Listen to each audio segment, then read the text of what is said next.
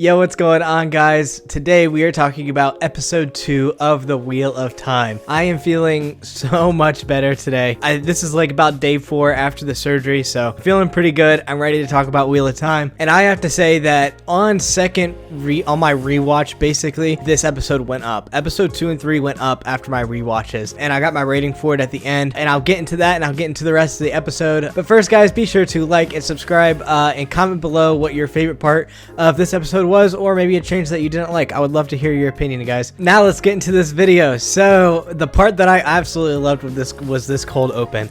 I think that they've been doing a great job about doing these cold opens. They really are tying everything in pretty close, pretty tight. I think that what they're gonna do for next week probably, and I'm gonna get into that in another episode, but I think they're definitely gonna have like a Logain, him getting captured at Gildan. I believe that's where he gets captured, and then we'll pick back up where we're at now with him, and next episode is going to be an awesome episode. But today we're talking about episode 2. So I believe that cold open with the white cloak was just crazy. You make this villain that you instantly sort of hate. He's burning an Aes Sedai alive. He's got these rings on him. I'm really excited for his character and what is coming next with him.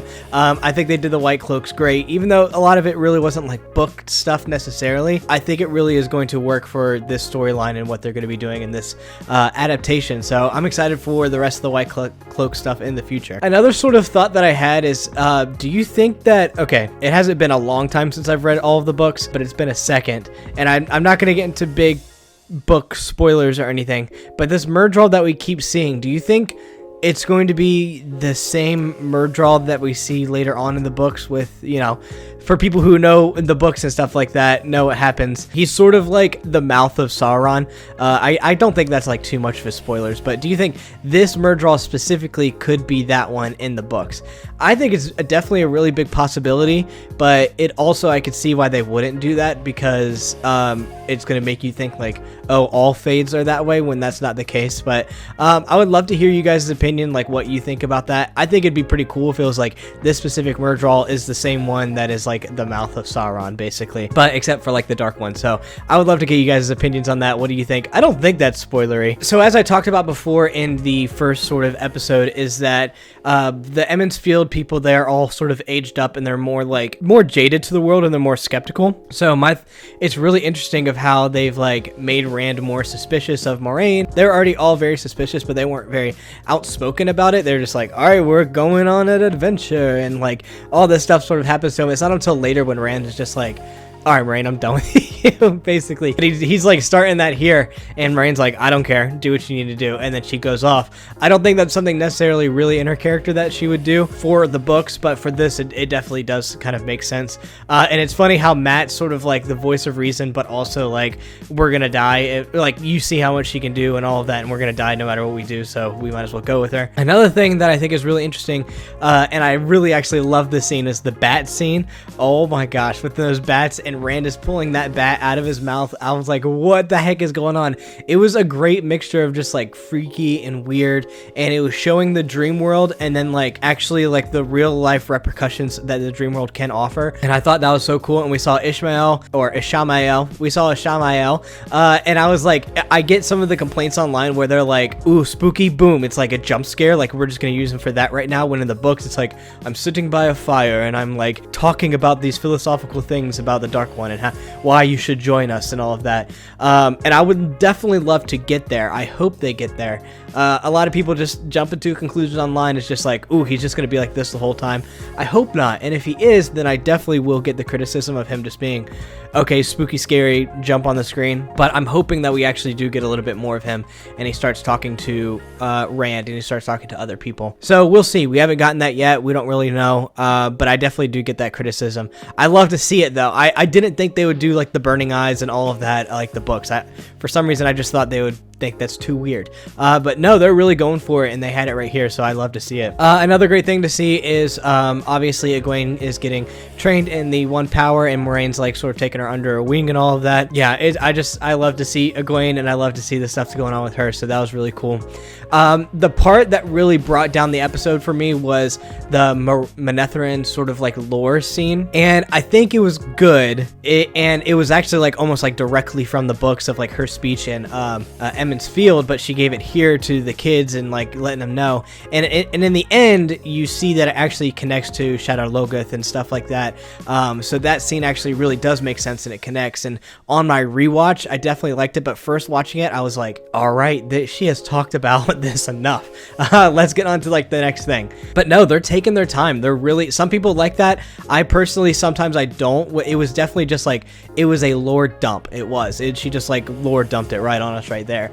And I haven't seen another instant like that in the show so far, but it's like, yeah, I didn't like how long that took for her to get there. But I get it. It was definitely a good compromise for book fans and for normal sort of fans and new fans.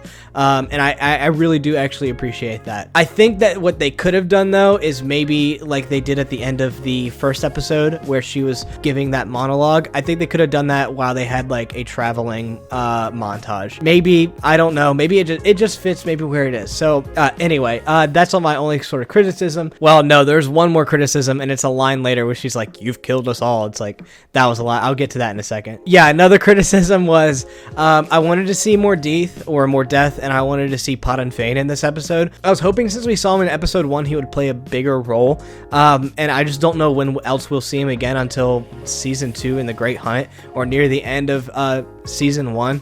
I don't know what they're gonna do. I was hoping we would definitely see something. I don't know if this is spoilery or not because it's already gone through in the books, but they might show it off screen in the show, so I won't go over it right now.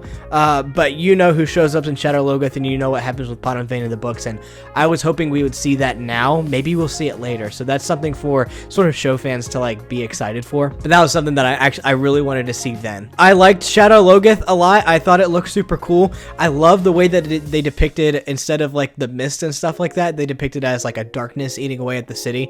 I thought that was super cool. I really like that. And then you have that whole conflict with Perrin. I think Perrin, he lost his wife. He accidentally killed his wife. And I get the emotions that he's going through. I feel bad for saying this, but I just feel like it's a little too much like crying. But at the same time, not really, because he's really still trying to hold it all in. I feel like he would be a little bit more stone-faced, and I think that's just like what we'll see after episode 3 from now on, is like he won't be all that emotional about it. He will just be like stone about it. Like he'll keep all of his emotions inside, because that's eventually what he kind of becomes. So that was really good. I love Shadar Logoth. I love their escape. My only thing was like, Moiraine, like, what are you talking about? And she's like, you took us to Shadar Logoth, you've killed us all. And then it's like, okay. And they were setting that up earlier in the show when she's like, we're heading to Shadar Logoth, is there a reason why we're doing that? And then Lan's like, and then she gets more sick, and then they have to go in there. Yeah, it just like, yeah, it just kind of weird. Also, I love Nynaeve's like coming at the end, just really, really great. The like mom of the group basically, and trying to protect all of her friends. That is super awesome, and it got me super hyped for episode 3. I love the pace that they're going. I think like episode 1 brought them up here, and then episode 2 and 3 came a little bit down. Not in regards to, well, yes, in my ratings a little bit, but it wasn't bad. They just went down in pacing, like it wasn't super crazy. But however, I think episode 4 is going to go back up. So 1, 2, 3, and then 4 is going to go back up to that crazy sort of thing. So that's why, like, I'm excited for people to start watching it at episode 4, because that's when we're going to get all the really cool Logain stuff.